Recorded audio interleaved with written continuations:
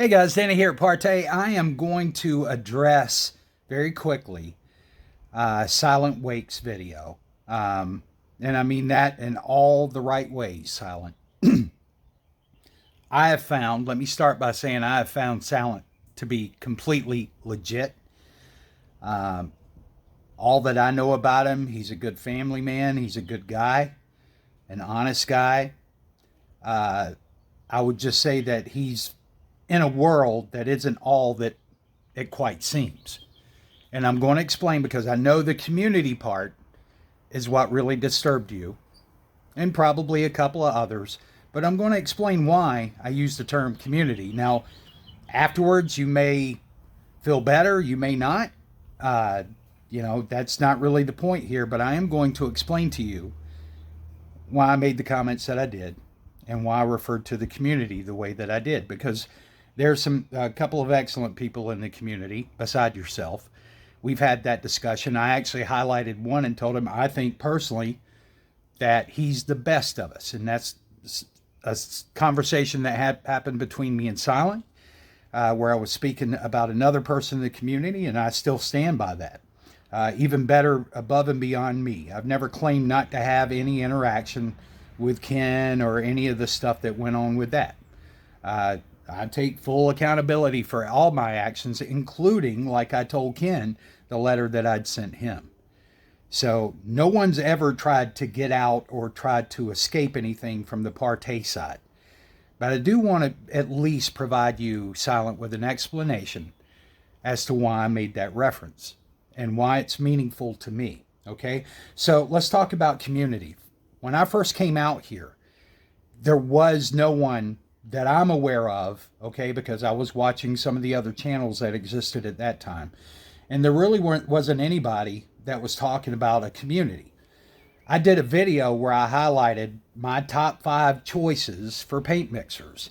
And in that video, I started talking about community and how it would be nice if we had an open community where people could talk about, their specific projection, likes, dislikes, stuff like that, but where it was a safe space for people to be able to say, look, I like such and such. And here's how I like to watch projection. And here's how I like to watch projection because it's a personal thing for a lot of people.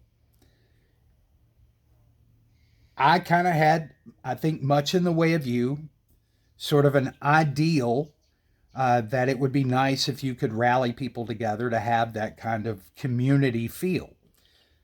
The problem is that this isn't really a forum.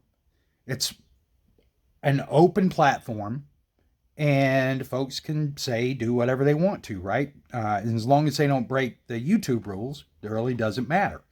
So that makes it fall back to the honor system, and there's not a whole lot of honor within what I call the core community, okay? And let me go ahead and define that for you. The core community here is Crow and a couple of his little yes men. But I use the whole term community because of this. And I'm going to give you 2 examples. Okay. That's my clarification. I want to give you my perspective. And I'm not doing that to be smart. I like the way you laid that out. And I want to give you answers in that same respect. So let's talk about perspective. Here's example number 1. There's multiple times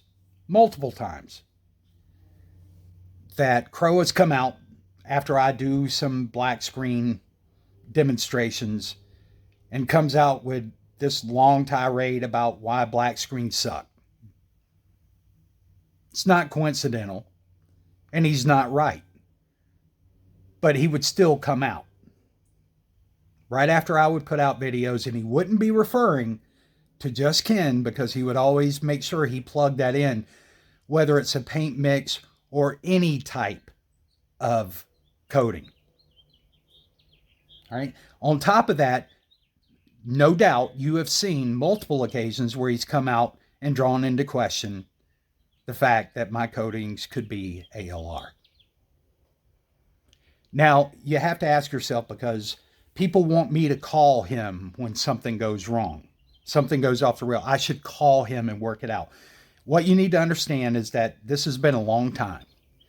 We've had numerous conversations, and it never goes anywhere because Crow's a chubby cherub. He's a little angel. He does nothing wrong. He never admits wrong. He'll come on on his channel and say, "Oh, I can admit when I'm wrong, you know," but he doesn't, right?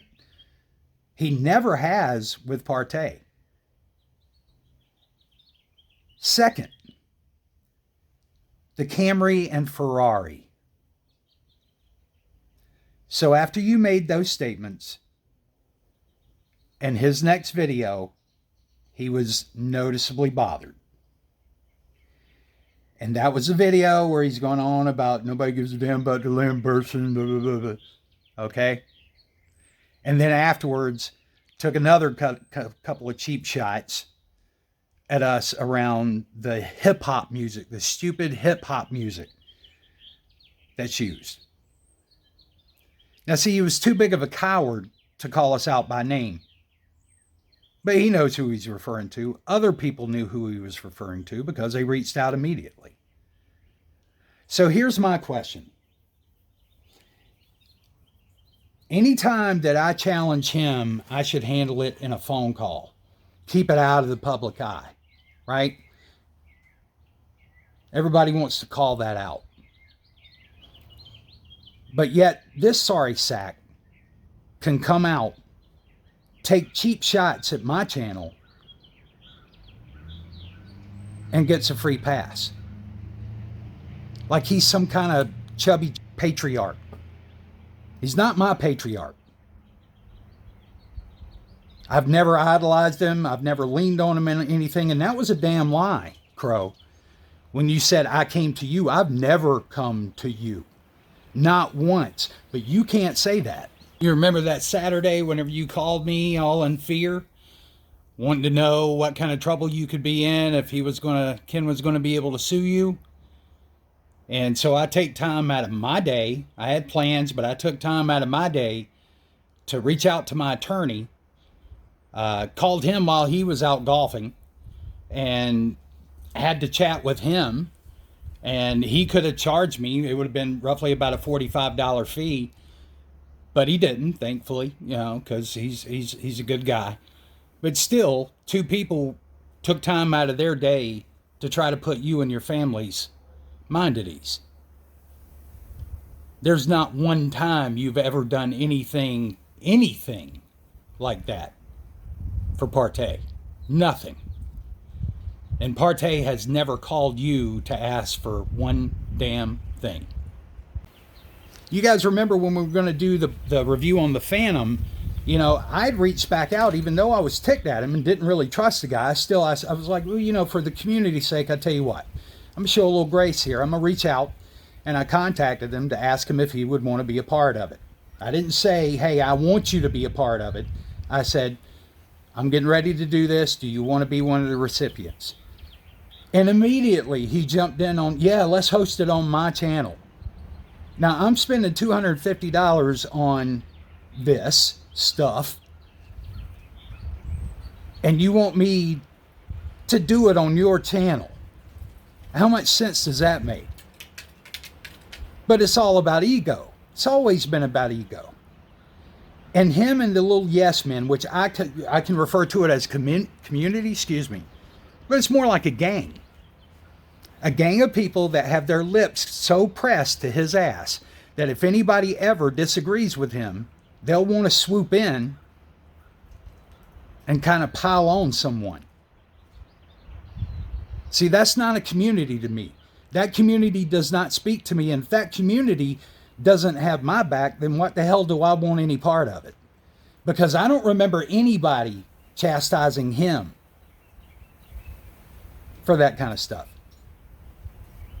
Now, I don't want to give the wrong impression. My feelings aren't hurt. It's not like my feelings hurt. It's not about sales on YouTube. It's not about any of that. It's just, if I'm going to be treated as a third wheel, why the hell do I want to be a part of it? Because while I might have a few folks out there who actually do support the channel, if they like us, they'll continue to support. If they don't, they won't. It's just that simple. But I'd be damned if I'm going to bow down and pay some kind of homage to somebody who is decades behind me in what they make. just so I don't offend him. It reminds me of the old Don Henley song, "Sit Down, You're Rocking the Boat." See, it's a great community as long as nobody rocks his boat. I don't give a damn about his boat. His boat's a canoe. Easily tipped over. Very easily tipped over. You could wreck his whole product line again just as easy as you would copy an old Memorex cassette tape. And it irritates the hell out of him that he can't do that to me. So my question to the community is, where were you whenever he was doing these things? Where were you? Because what I saw is everybody just wanted to sweep it under the carpet, keep the peace. So, okay, so let me get this right. My job is to sit down, shut up, and don't rock the boat. Well, you know me better than that. That's never going to happen. I shouldn't have to take that kind of crap. I'm not going to take that kind of crap, especially from somebody who's kind of a paint mix flunky.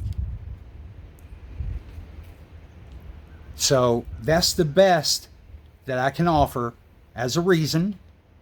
You know, and like I said, I throw it back at the community. I mean, if you're really a community and all those words really matter, like trust, honesty, then why are only a few of us being held to that?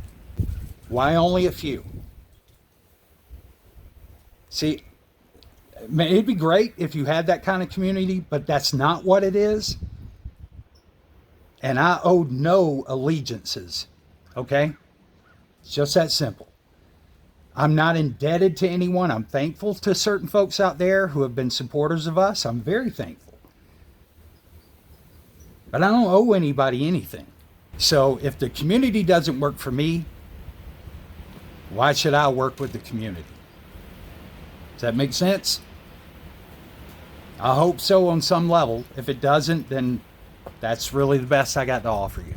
I want to throw this out there because, you know, whenever I did this, I assumed, you know, there was going to be some fallout.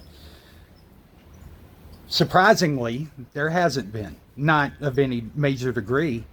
And as a matter of fact, I've gotten a lot of support on my side from folks who said this is far long overdue. Call it for what it is, not for what some wish it to be. That's not a bad thing, but it isn't that. So thank you for those who've supported us, who will continue to support us, and we promise we're going to make it worth it. But as far as that crew, they can go back to their paint mix gang stuff and have fun. You guys take care. We'll talk soon. Bye.